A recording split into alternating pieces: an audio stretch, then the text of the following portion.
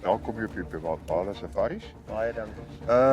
Ja, net om je so 'n riglyn te gee van wat vandag gaan gebeur. Ons gaan eers met die 375 ons goue paspoort op die skietbaan trek. Ons skiet met sagte punt. En die groot probleem wat ons het op die Bala is die buurplaas langsaan het 'n groot ou kampioenperd wat telkens ons heininge breek. So ons moet vandag skiet. So ons gaan vanmiddag uit. Omtrent so tussen 3 en 4 laat ons kyk of ons kan kry en so jy kan skiet daar. So ons kyk gou op die skietbaan. Probeer ek maar so probeer. Die skote kyk of dit weer reg is, die skouer reg is. En dan pas ons dit daar aan. Baie dankie.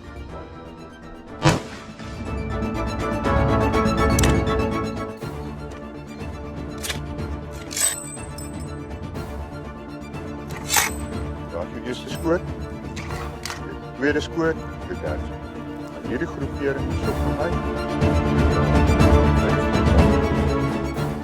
Heb jy met daai skoot vir jou? Okay, ons moet nou net mooi ons skoot plaas op die kampioenperd. Ons gaan kyk ons het 'n opsie of 'n kopskoot of omtrent so 100 maar onderkant die oor, die rek op die nek of 'n blad.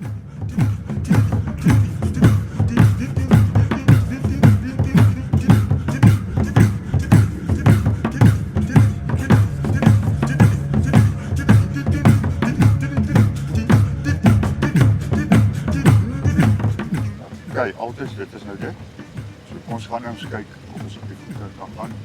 En ons weet plus minus waar is daar dol. En dan kyk ons op die middag. Okay, is jy reg? Dis reg.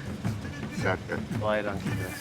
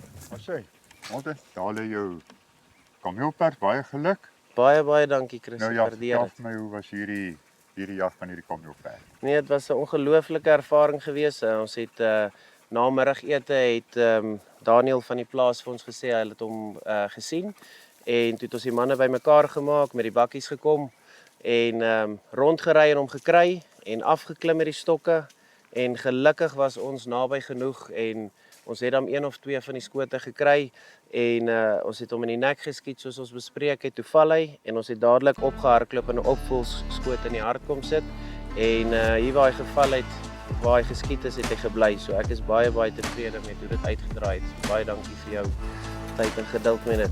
Ja, sy baie geluk, hoor. Okay, baie dankie.